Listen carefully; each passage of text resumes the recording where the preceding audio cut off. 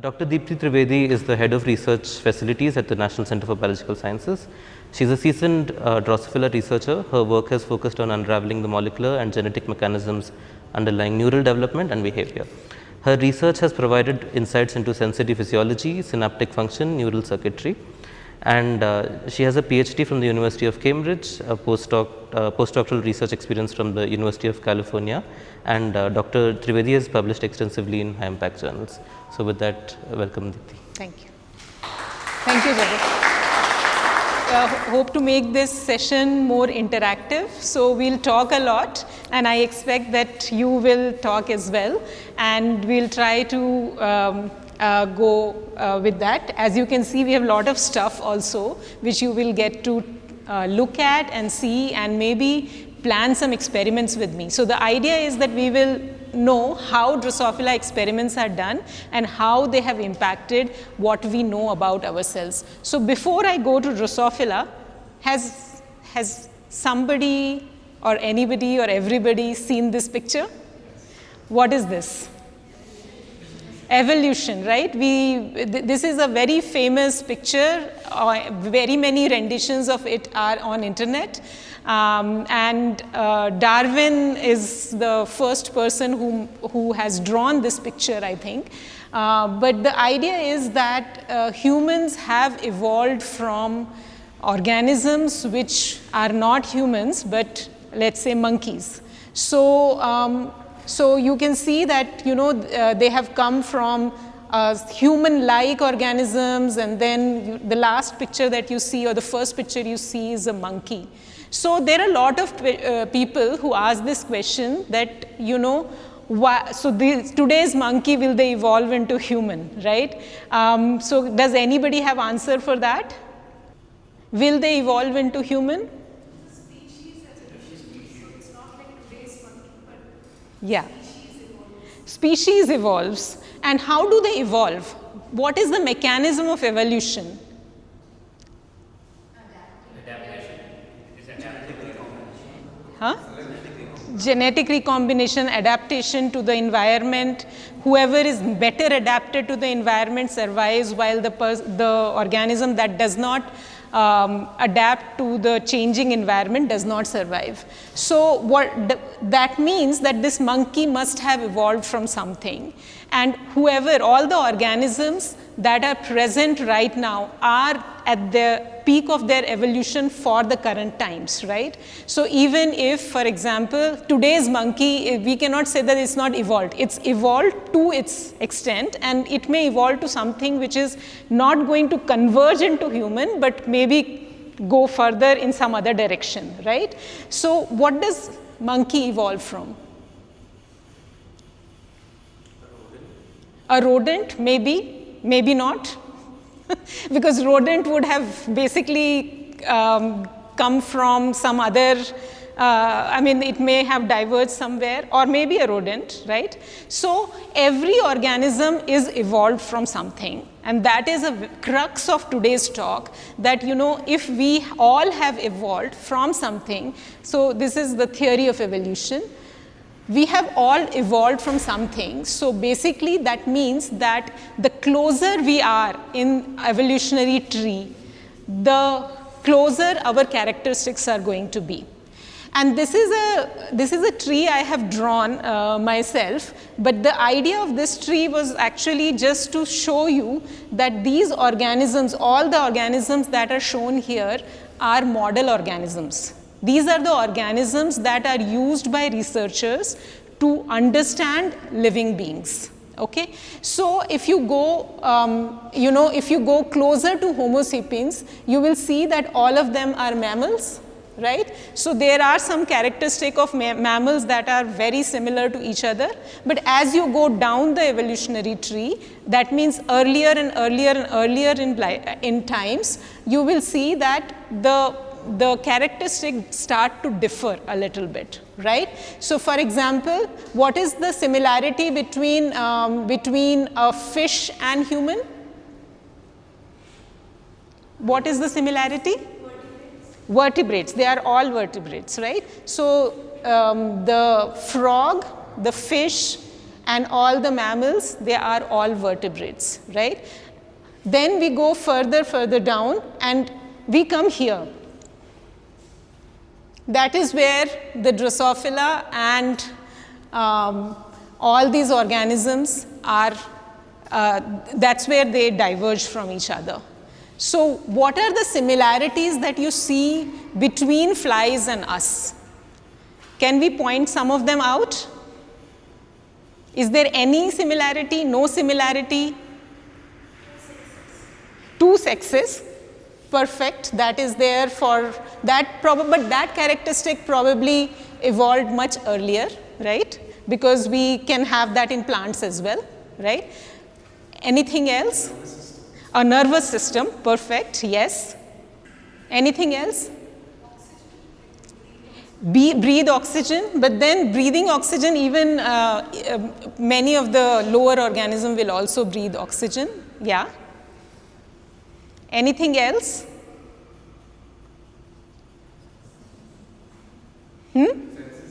Senses, perfect. So we all have senses.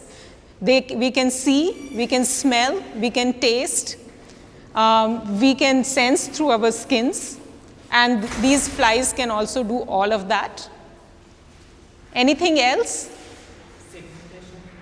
Segmentation in body, perfect. So we have certain body plan, right? And all the organisms above this have that. What does it mean? What does it mean? That first of all, we have bilateral symmetry. All the organisms have that. On this side versus this side, we are all symmetrical to a certain extent, I mean to a large extent. And then we also have a body pattern, which is all of us have heads on the top, and then comes our body, and then abdomen, right? All the organisms have that. So this is a perfect picture for this. So as you said, body organization, if you see this colorful human and colorful fly, head is right where head should be, body is or thorax is where the thoracic region should be, and abdomen. And then we have appendages. There are differences, but then we also have left-right symmetry. Other thing, we all have digestive tracts, which are very, very similar. So we all have esophagus, we all have some intestinal organs, regions, and then we have excretory system, pretty much similar to what flies have. Then nervous system, as you said, nervous system, so you have a brain, which is exactly where our head and our brain is.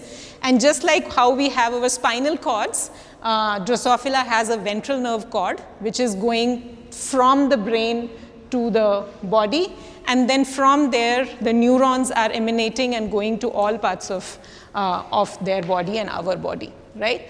Then we have, so we have muscles. Drosophila also have muscles, very important for its movement, different kinds of, flying, for example. Then we also have a circulatory system. So there's blood, which is called hemolymph in flies because it does not have red blood cells, but it also needs to be pumped from throughout the body. And here is a short movie where you can see this is the fly in which the blood is being pumped. It's called hemolymph. There are blood cells which are important for immunity, just like our blood cells are important for our immunity and transport of nutrients as well. Okay, so now the question is that why fly? Why, if I can, I mean, flies are very similar to me. Why should I study fly? Why should I not study myself or other humans? Why should I not study humans? Ethical reasons. Why is it unethical to study humans? Huh? Oh, you can't dissect the human. Of course, you can't dissect the human. That is true. But you know, you can study humans, right? But you can't do research on them, you don't know where it will go. But at least flies, you can. If there's like a life here. Yeah. So I hope that today there are many reasons. Of course, ethics is one of them. But I hope today through this lecture, we will explore many more reasons out of them and see how flies are actually a better suited model even to study ourselves than our own self, right? They are better models, and that's what we will learn today. Okay, so the first thing is that before we see that how it is a better model, let me first introduce you to the flies. So this is a fly. There is a male and female, as you said, that you can easily distinguish between a male and female. Their life cycle is around 10 to 12 days. So within 10 to 12 days, you will have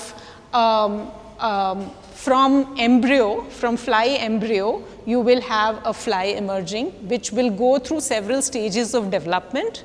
So when male and female fly mate, male will produce an embryo. In its lifetime, it will produce around 200 such embryos. Okay, so one reason why you should study flies is that you will never have 200 humans coming out of one human, which also means that if you are mating one male and one female, every possible genotypic combination that is possible to get you will obtain that within those 200. So you will be able to see the characteristics that you are interested in many times over. Sometimes when you are interested to study, let's say, one phenotype in human and they produce 2 babies, maybe those 2 babies will not have that characteristic and you are interested to study. So you can't actually do a quantitative analysis on humans if you wanted to. Here you are producing 200 embryos. That means you will be able to study it in a more quantitative manner and will be able to do statistical analysis. And you know, sometimes some other mutation may be causing something, so you will be able to figure that out very easily. So after the female give rise to an embryo, within a day, the embryo hatches and it becomes a first instar larva. It goes through molting thrice, which also means that it will basically go through a lot of eating. It's eating a lot. It's a voracious eater. From 0.5 millimeter of the embryo, it will, within 3 days, it will become third instar larva, which is a 5 millimeter larva. So 10 times length and many times the weight it will gain by eating within 3 days. Okay, and then it will pupariate. Lot of things will happen in the body during pupariation stage, and a male or a female will come out of this. So within 10 days you will have a life cycle. So even if you, so second point, you wanted to study something over generations, you will be able to study in flies within a matter of months, right? So that is another advantage. You want to see how pattern of inheritance goes from one generation to the next generation to the next generation. It will be easy to do this kind of things in flies. Okay, so now I would like you to pick up these vials.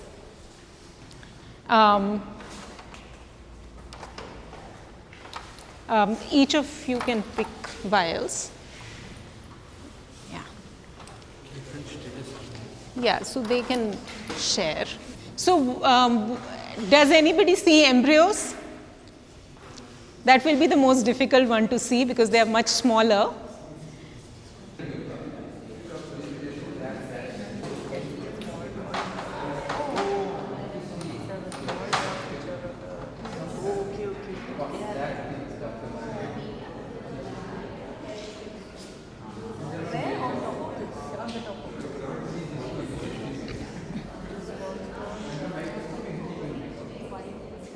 All right, shall we start?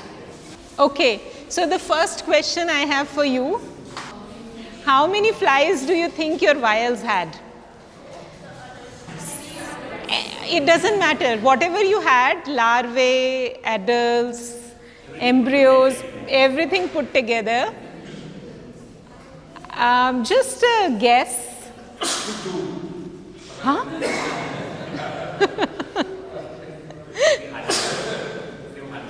Few hundreds, yeah. Any other thoughts on that? Yeah. So there will be lots, right? Hundreds is a good estimate. Yeah. So that is the third reason really that why fly, because how many are we? We are 50. We need so much space, right, to do. I mean, if it was a smaller room, we'll be feeling congested. We would be upset with Science Gallery that why have they made such a small room for us, and we will not feel good.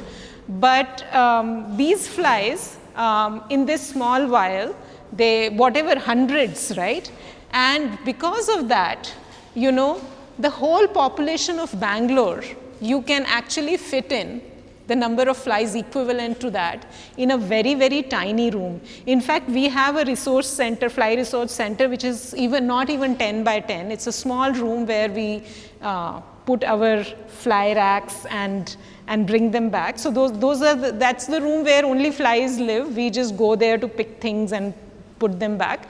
But you know, in this size of a room, you can have the entire population of Bangalore. So imagine if you want to do population studies, large studies where there are small, you know, you want to study how mutations arise in a population or something like that, you will be able to do in this, in flies. So that was one of the reasons why, this is Professor Thomas Morgan, who at Columbia University did not believe Charles Darwin when he proposed the theory of evolution. And he said that, you know, how does Darwin know that all these things are evolved from each other? There's no way of knowing. He's studying some finches in Galapagos Island. He's studying some turtles. They take such a long time. In my lifetime, I will never be able to know whether these mutations happen or what happens, whether there is an evolution. So I want something which can teach me, tell me that evolution actually happens. I want to be able, I'm an experimental biologist. I want to be able to study this with my eyes, and how should I do it? So I need an organism that is cheap to maintain, which will grow fast. Generations will pass much faster than these finches or whatever Darwin has been studying. And I should be able to do this in my lab. I should be able to see evolution happening in my lab. And he checked this with a lot of his friends, and one of the friends suggested that why don't you work with fruit flies, which are easy to grow. So these fruit flies are actually, fruit fly is a misnomer here, because they are not really the fruit flies which you see in you know, destroying your fruits and so on. These are not pests. These Drosophila melanogaster actually is a vinegar fly, as somebody was talking about. So they are actually interested in, you know, fermenting fruits. So fruits that are already, you know, at the end of their life, those are the fruit, because they are interested in actually yeast. So they wanted to, so he obtained these flies and wanted to study evolution. So he grew these flies, and he maintained a large number of flies in his lab to study evolution. And there's a famous story that apparently while working on it, while his wife was pregnant and was expecting a baby, he also got a fly which was slightly different from the fly that he was maintaining, and it had, instead of red eyes, a white eye. And then when the baby was delivered, apparently he said that I have got a white fly, white-eyed fly, and wife was also very much interested. And then they said, oh, by the way, we have a baby now. So it was not, I mean, this was very exciting. So how did I just an interesting movie I wanted to show you, that how they were actually growing flies at that time. in Columbia University where Thomas Morgan was working. So we know that in fermenting bananas these flies grow. So he was keeping these bananas that were fermenting everywhere so that the flies can be attracted towards it. And then they will collect these flies in these bottles, which are the milk pint bottles, in which they will keep these flies, something similar to what we have here, and vials, but you know, the food was not as good looking food that we have. Anyway, so every time they found a slight difference in the fly, they will maintain it as separate and kept different kinds of stocks, which we now call mutant flies, with different phenotypes or different characters. Some will have different eye color, some will have different wing shape, and so on. And what they were able to do, so you see there's a curled wing here. So what they were able to do using maintaining so many fly stocks and crossing them with each other, and what they found out, that all these characters that they were seeing, they are actually present in our genes, in the chromosomes, and they are linearly located in our chromosomes. So these are the pictures which they have drawn with hand, and this was the first time scientists were able to prove chromosomal theory of inheritance, that all the inheritance is happening through chromosome. Before that, Mendel had done some of the genetic experiment with peas, but this was the first time when it was shown experimentally that if you cross, for example, two genes are close to each other, they will always go close next to each other, and those they are far from each other, they will be independently assorted, and so on. So this was the first time, and this lab, being very, very generous with its collections, gave these collections. These are the collections we still use in experiments, and they provided in that time. Lot of interesting science came out of it. Genetics was studied at this time in really experimental manner, and this was around World War I. So this is 1900s, beginning of 1900s. This was also the time in the same lab it was discovered that X-rays cause mutations. X-rays and chemicals, they cause mutations, they are mutagenic, and based on that they created lot of mutation in the flies and made a map of chromosomes. Okay, so so we will now do our own experiment now here. Okay, so how early experiments were done, right? How discoveries were made, and they were made by something called a forward genetic screen. Does anybody know what a forward genetic screen is? So there are two different kinds of genetic screen people do. One is the forward genetic screen and one is the reverse genetic screen. And we will do, all of us will do forward genetic screen now in our minds, but I will tell you what it is. So forward genetic screen means that you are interested in a phenotype, you want to study it, you want to study something. Let's say I want to study vision.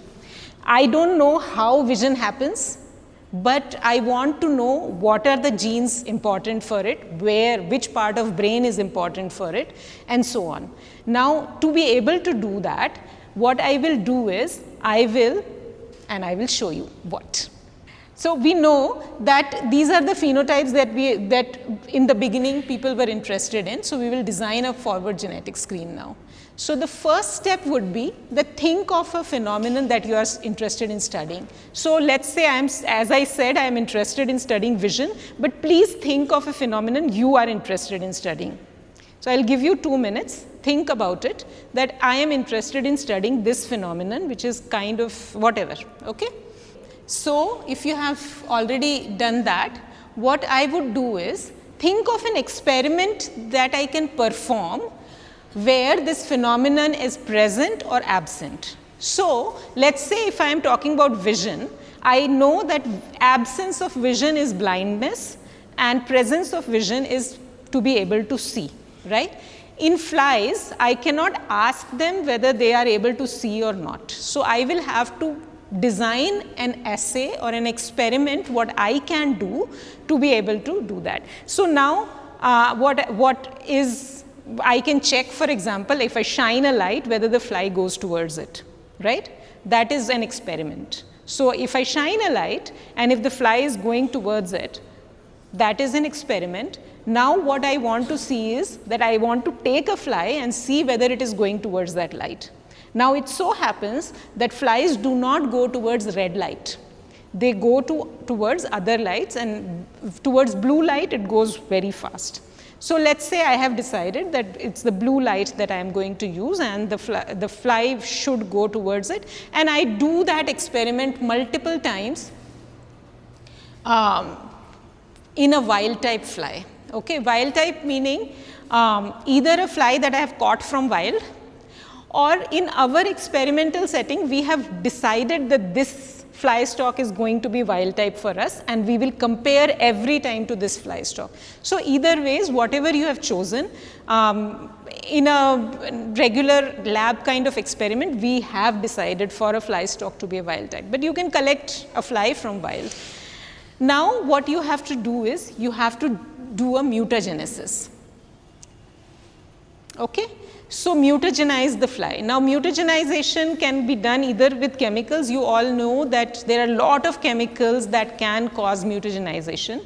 We also know that sunlight or UV lights cause mutagenesis. We also know that X-rays cause mutagenesis. And this is the experiment again which came from Thomas Morgan's lab, where they had mutagenized using X-rays, UV rays and chemicals to these flies, and then have found mutants. So I have mutagenized. Now what should I do?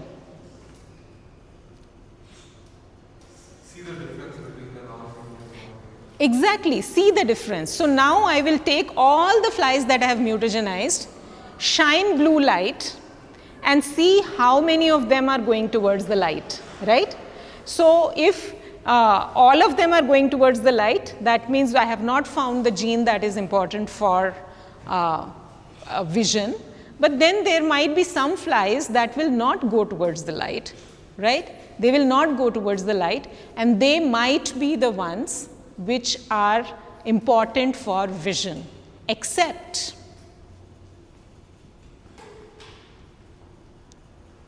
so yes, there will be flies that do not recognize light. What else? There will be some that will. Huh?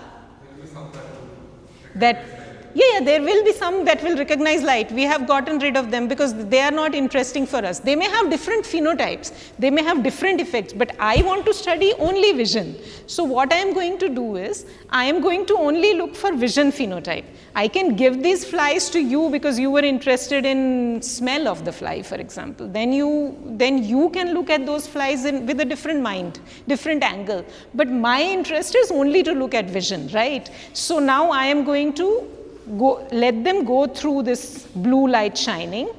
All of them are going, some of them did not go. I'll pick those flies. What should I do now?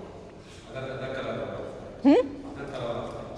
Other kind of effects. Other colors of this one. Oh, other colors, of course, yeah, that is another good question, good point, that maybe it is not recognizing only blue light. Can I try orange light? Can I try yellow light? Can I try red light? Right? We can do that. But I should also look whether it's able to move, right? If it is recognizing the light, but it's not moving because it has some muscle problem or some other movement problem. So these flies, which are now not moving towards the light, should go through other tests, which should preclude them from any other kind of phenotype, which is basically not being able to move, motivation defect. They may not be motivated to move, right? So you should want to check them in the morning, in the night, maybe they will get motivated if they're hungry. You can also try all these kind of experiments, but let's say you have found some flies that are they don't have any other problem except that they are not moving towards the light. Okay, so now you do all the experiments. Okay, this is what we have done, and now what you do is you can try to find that if all these flies have the same mutation or different mutations, right?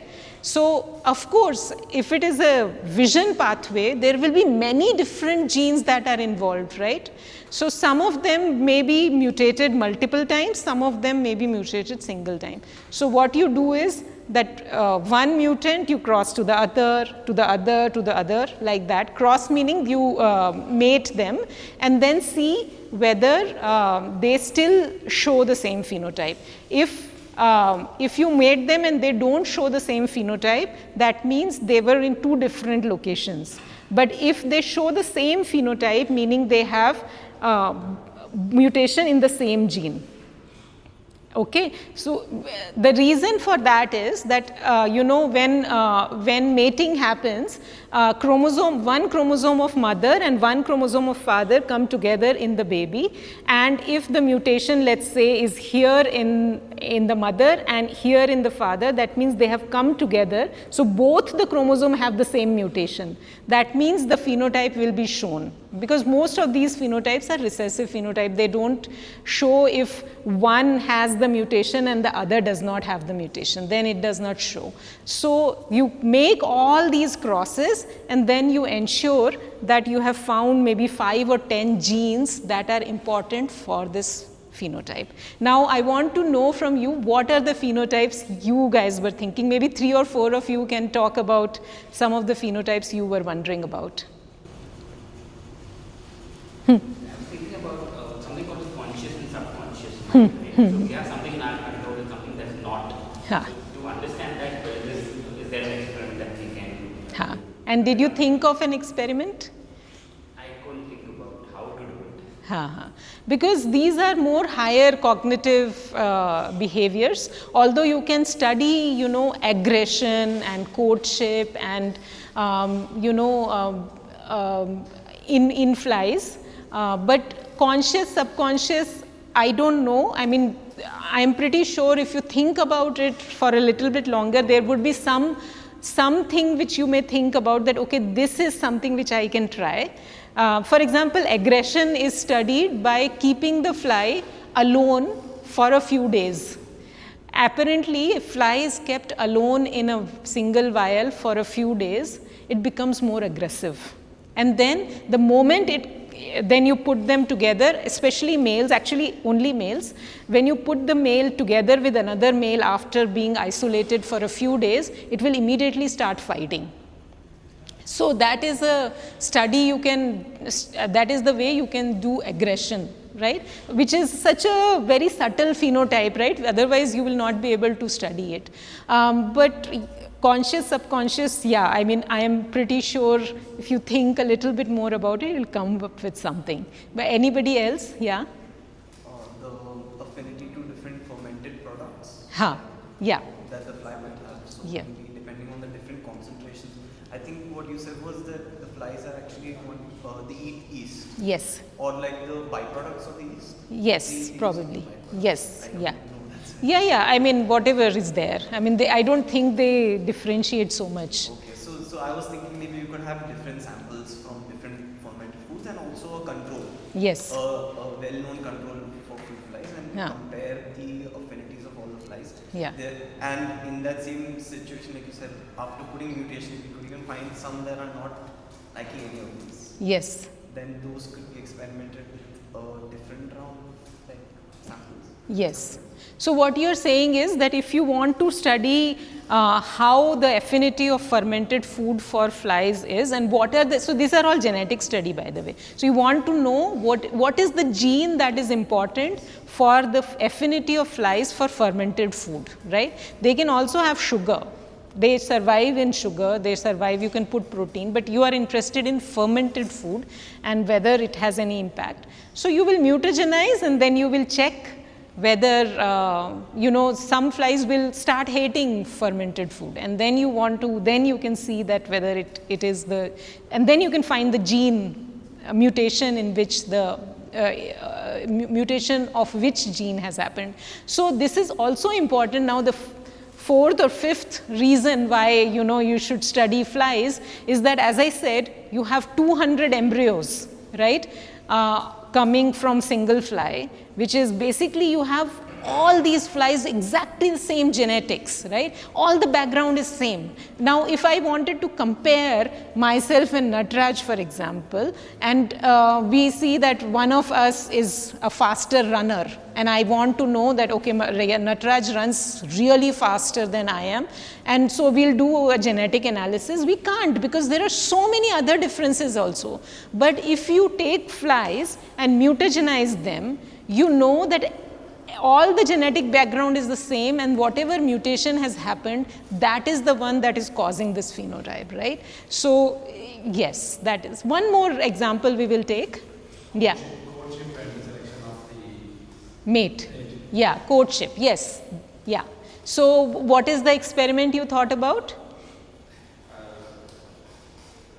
the propagation, from the propagation, what is the gene, Huh. which is the powerful, which is the Yeah. So in fact, courtship is a very interesting phenomenon in flies, because there is a certain behavior the male has, which is flapping of its wings and trying to smell. So it all happens because of olfaction, and so it tries to smell the female. It goes around, does the courtship dance, and then the courtship happens. So you can study whether after mutagenizing, whether the male is at all interested in female, whether it is moving its wings, it has certain pattern of wing flapping, whether that is happening or not, and whether it is circling or not, and then finally you can also see that how many times it has mated. So these are all the experiments which can be done. Some of them are robust experiments to do, some of them are not robust experiments to do. For example, if you have to do 1 million, because usually when you mutagenize, you have large number of flies to screen.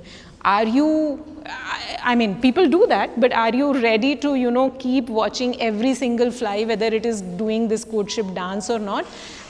It can be a little bit too much. So it is possible that, in the beginning you do some more high throughput kind of experiment. So for example, the vision experiment that I talked about, you just shine the light and let the flies move. So it's a very high throughput experiment. But courtship dancing of single fly, that's a more slow experiment, but people do that. In fact, lot of courtship behavior genes were discovered using that, right? And then you have to again go back and see whether you are able to differentiate just courtship versus infertility. That also is important, because you want to study courtship behavior, but sometimes infertility can also cause loss of interest. So these are also, so just like how we were saying about doing vision experiment, but then also looking at whether the fly is able to move itself or not, right? So these are the kind of experiments you do. Can we control this mutagenizing? In what sense? Can you control which gene is getting mutated or? Perfect. So this is what we called as reverse genetics screen, right? So I was talking about forward genetic screen, where you do mutagenesis which is random. There is a reason why you have to do it randomly. The reason is that you are exploring here. You want to know which gene is important for this behavior, right? That is why you do random, and as random as possible you want to do this, so that you are not going with any bias.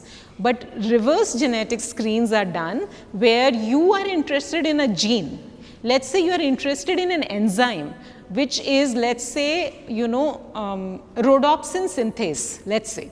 I don't know, because I was talking about eyes, I thought rhodopsin. Rhodopsin is a molecule that is a receptor which for light, basically, for our vision. So if you are interested in that enzyme, let's say rhodopsin synthase, and you want to know, other than being a receptor for light, what are the other function this has? Whether it is important for even making of retina, for example. Does it have any structural roles? So now I am not interested in random mutagenesis. I want to mutagenize only this enzyme and see what impact it has. Also, sometimes I may be interested in a single enzyme, mutagenize at different location and see what impact it has. So in that case, I am interested in very specific experiments, which will be a reverse genetic screen, because now I am going back from the enzyme towards the phenotype. I am looking at the enzyme to see what all things it impacts, right? So this is very important, because let's say there is an enzyme which is important for vision and movement, right? It's possible.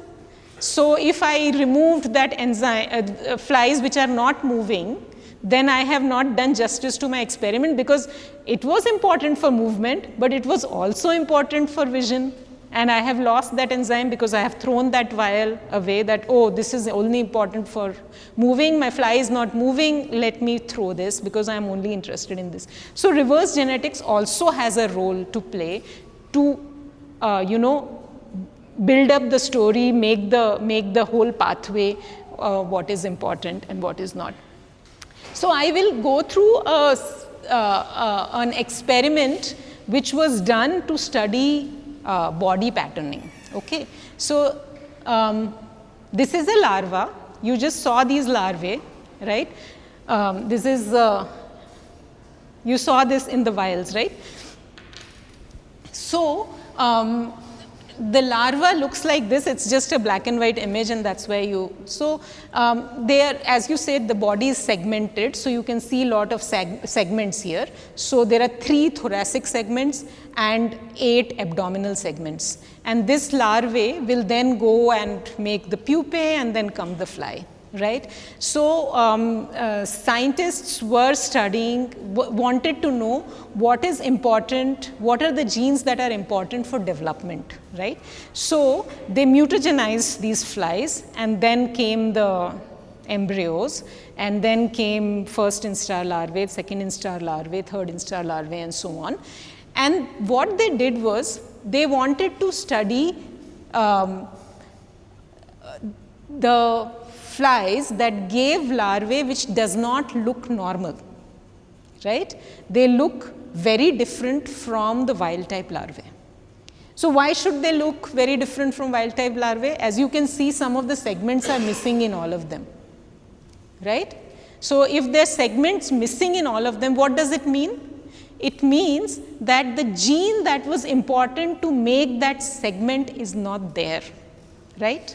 Right? So now if I took that larva and found out what mutation has happened in this fly, I should be able to tell that that gene is important for making all those segments, right? So these are the kind of experiments that were done, and what we were able to, I mean not we, but scientists were able to find that there are genes called Hox genes that are important for our body patterning. So how our body patterns, how fly body patterns, and this is the chromosome in which they are located, and each of them is responsible for certain body parts. So for example, that the first gene is important for, let's say, proboscis, the second or third gene is important for this part, which is actually the proboscis. Then this gene is important for this part, this gene is important for this part, this gene is important for this part, and so on. You see? So how they are located is exactly how they are patterning in the body of the fly. Very, very interestingly, what was found is that humans also have exactly the same pattern of genes. They are even located in the same locations, exactly the same. Of course, humans are more complex, so we have many Hox loci, and there are slightly more number of genes that are important, which also makes another reason why we should study flies. Can you tell me what is another reason looking at this? We can understand a lot about ourselves, that's the talk's title, but what else? development, but you know, what I'm getting at is that how complex the locus is for humans, although the pattern is the same. But for fly, as you see, there's only single gene for each of this. So you see, there are how many genes that are responsible here are there, while a single here. There are 3 here, only 1 here. How does that help?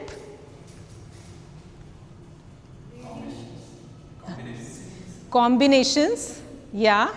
So if you were to study human, and if you were to know what makes this or what makes this, you will have to mutagenize how many genes? You will have to mutagenize what? 15 genes, right?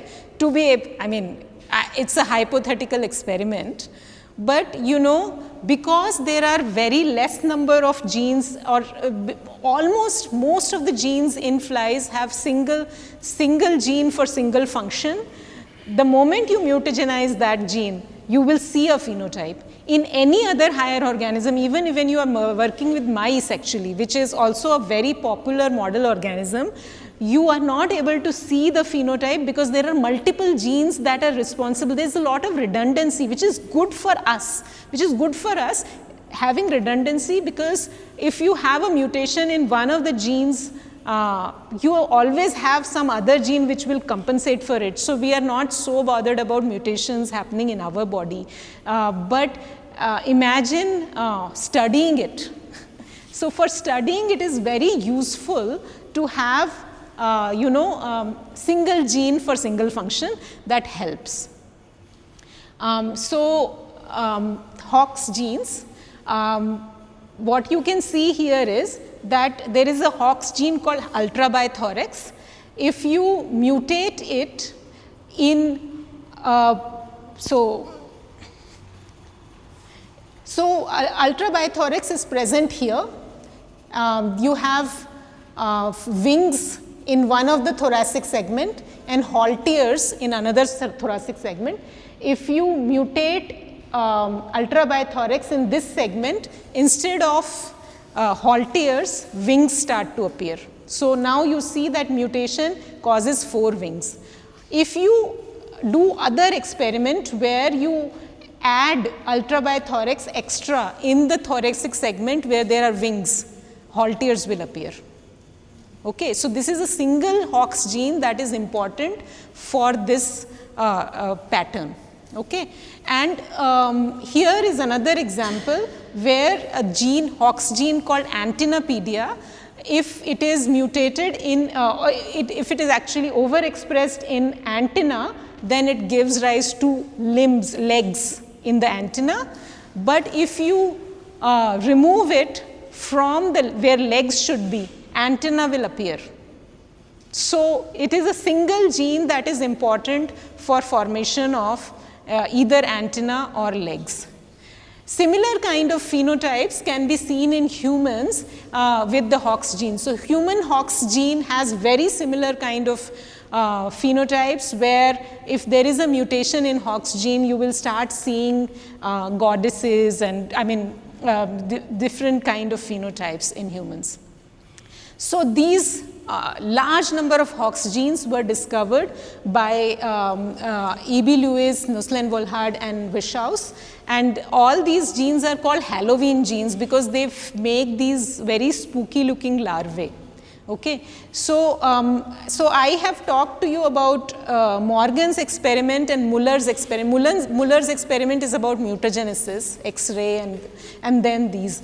Richard Excel is actually got a Nobel Prize for studying olfaction in Drosophila. So all the how smell is imprinted in the brain, and Hoffman's experiment is about immunity in blood cells, and all these 3 were for circadian rhythm. So as I just said, the good thing about flies is that humans have only 2.3 times total number of genes of flies, but their genome is much larger. So even if there was mutagenesis to be done in such a large genome, you will not be able to, and that's good for us actually, because those are not the genes, those are empty spaces or whatever you call them, junk gene, although now there are a lot of experiments to show that those are not junk gene, they have a role, but at least the protein formation roles are not there. So now I would like you to see this movie and tell me what's happening here.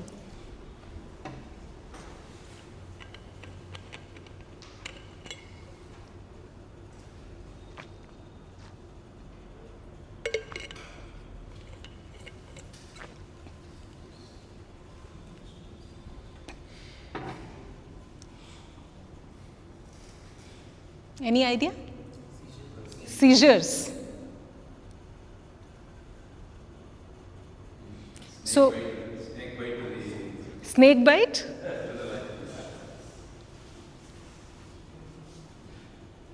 Okay, so this lion is seizing. If I want to know what causes these seizures, what will I do?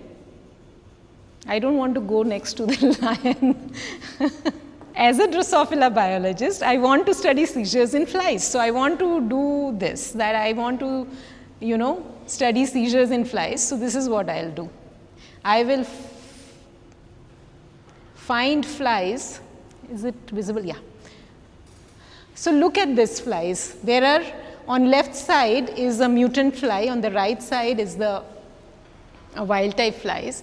There's a shaking of the flies, and then these flies, which are epileptic, they are actually at the bottom, while the wild type flies are starting to move. And if you look closely, these flies shows tremors. And we have these flies, by the way, here. So you can see them. But what I want to show is that these are the questions I am interested in, and some of them you will be already able to answer, I think. So what causes the behavior, seizure behavior? So these are the 4 kind of questions I'm interested in. What is the genetic basis of this behavior, right? So what should I do? I should just look at the DNA, right? That is something which we have just discussed, that I can basically, if I want to study seizure, I will do mutagenesis of large number of flies. I will see that whether I can see that seizure phenotype. I will have 10 different fly stocks which will have seizure phenotype. Now I want to know what causes it. So I will do, I will see the genes, I will see which mutation it is, what gene is responsible for it, right? So I mean, I just wanted to know whether to show the flies now or continue the chain of thought, okay? So I'll continue the chain of thought, and then after this we will show the flies. Okay, so, genetic basis, we have now, as our group, 50 of us or 40 of us know how to do, right? Now the question is structural basis. What causes this behavior? Now I know that there are genes which are responsible for it. I found 10 genes that are responsible for it. But what are the genes doing? What is happening there? I'm interested also to know the structure, right? Now, if I were to look at seizure behavior in humans or anywhere, any organism, where should I look? Nervous system, right? I should look at brain, okay? So now I look at brain, and this is how human brain looks like, okay? This is human cortex. These are all cells. They are all connected with each other, right?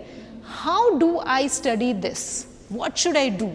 I mean, this is impossible to study how, because see, as we saw that any seizure behavior is actually overstimulation of neurons, right? And overstimulation of one neuron is not enough. Basically, what's happening is that all these connections are overstimulated, and so I want to know how these connections are behaving, and to be able to see the connection, which connection should I look at? There's so many of them, millions of them, right? Millions of cells, and then there are hundreds, I mean, each cell is forming hundreds to thousands of connections. It is impossible to study. So what I can do is I can study flies. Now the important thing here is that the synapse of human cortex is exactly the same as the neuromuscular junction of Drosophila. The same signaling molecule, which is glutamate, is present in both of them, right? So now I can study that in the flies. It's very well organized system. You can see that these are the synapses.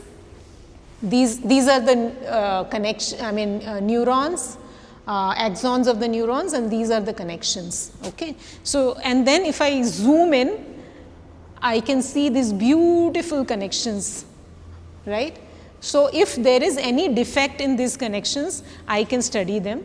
Also what I can do is I can do electrophysiology. So I can stick electrodes and then study whether there is a increased response or not. As you saw actually in the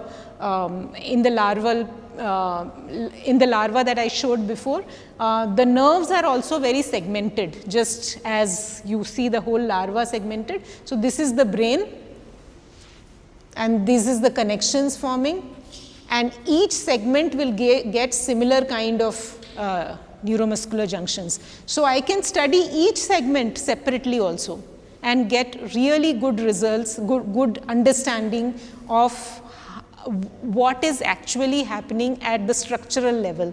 Are the synapses, for example, in this you can see that is how wild type looks like, this is how a mutant looks like, and you see that the number of synapses have increased, which can suggest to me that if the number of synapses have increased, maybe the activity will also increase, or something like that. I can then further explore that, right? So I can then do structural, which is here, and functional, which is by electrophysiology. I can do both of those studies, right?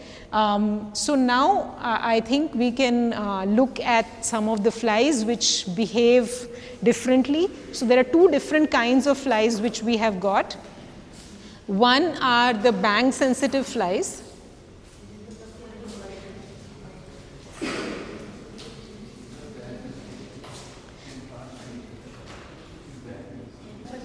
And these are temperature sensitive.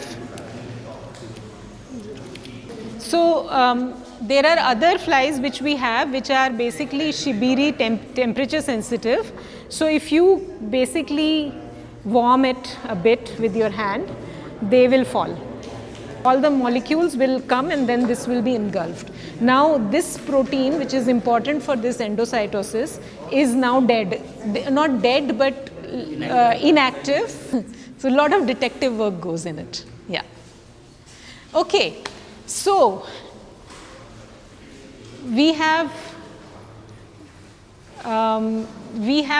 talked about lot of phenotypes. So lot of brain phenotypes, lot of but what about, you know, subtle things? As one of you were saying, right, that there is courtship behavior you want to study, for example, or there might be some very, very subtle phenotypes that you want to study. And one of the phenotypes is for example, Parkinson's disease, right? Parkinson's disease in humans is an age-related disorder. So even if there is a mutation that is present in your body, you will not see. I do not know, for example, in 10 years whether I will have Parkinson's or not, because I have not done any sequencing of my genome, and whatever genes which have been already shown to be responsible for Parkinson's, I do not know whether I have a mutation. And the other thing is, there might be genes that we do not even know causes Parkinson's, and there is no way for me to know. I mean, there are these companies now, for example 23andMe, that can actually tell me a lot of things about my genome and what are the things that I would I may be susceptible to in future, but you know, there are subtle phenotypes which also can be studied in flies, and we have actually done one assay which we would like to show you, which is called the football assay. So before you look at the flies, because they are very tiny, I will show you the video of it. The interesting thing about that is that you can do age dependent, you can make the mutation in the fly, age them, and then see how good their limbs are, how good their muscles are, and I'll show it to you.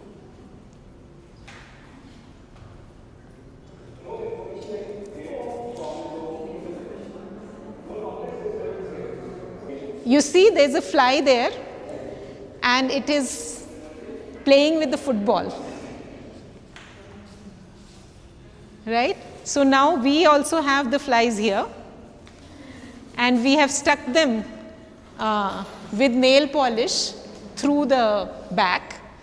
Now the fly is basically free to move its limbs. And then we have these styrofoam footballs or balls which the fly can move. Now as the fly ages, right, it may lose the ability to move the football, and this is a kind of assay that can be done to study very subtle. So this is a subtle phenotype. In the beginning, when the flies are born, I mean adults are born out of its pupae, it will behave normally, but as it ages, it may start to show this phenotype. Okay, you can see this. Yeah.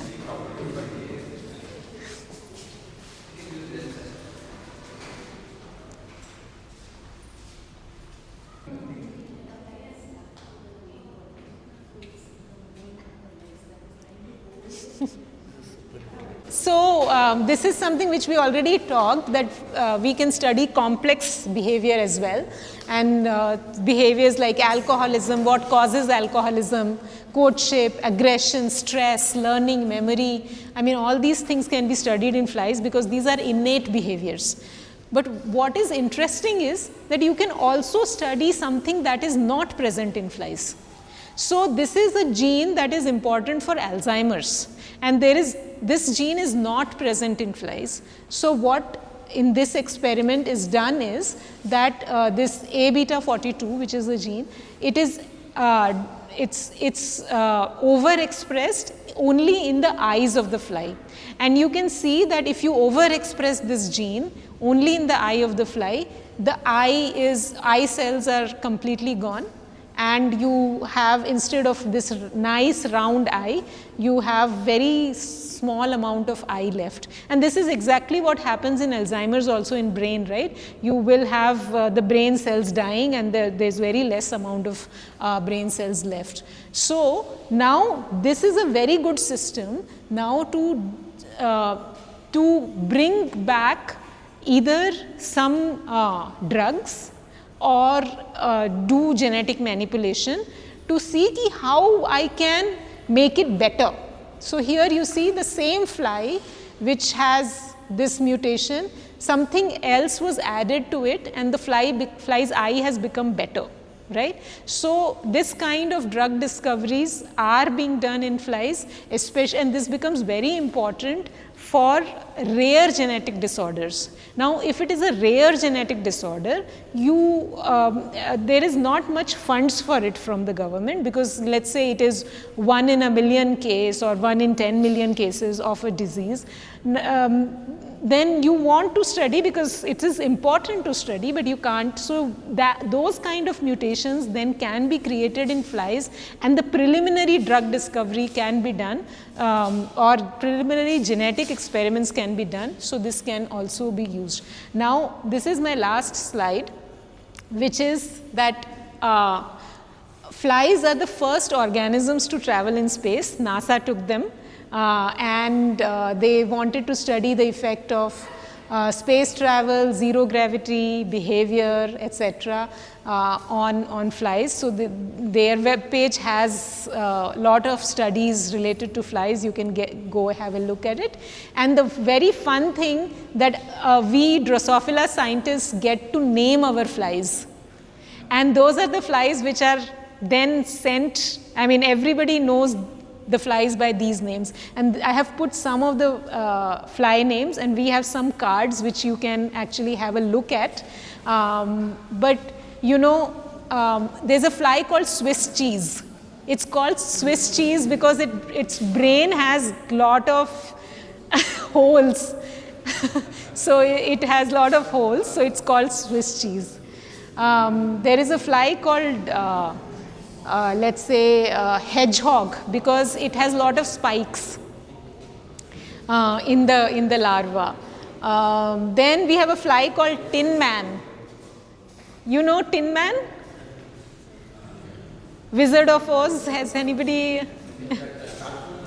Yeah, so in Wizard of Oz, there is a character called Tin Man which doesn't have a heart, and he's looking for a heart. Finally, in the movie or in the book, he finds the heart. So Tin Man is a fly which does not develop the heart, right? There is a fly called Breathless, which basically has breathing problems. So there are a lot of these flies which we name them. Once we have discovered something, we look at their function and we name them. So it is a lot of fun to be a fly biologist that way. And I would just like to thank you all for your attention, and I really, really enjoyed today.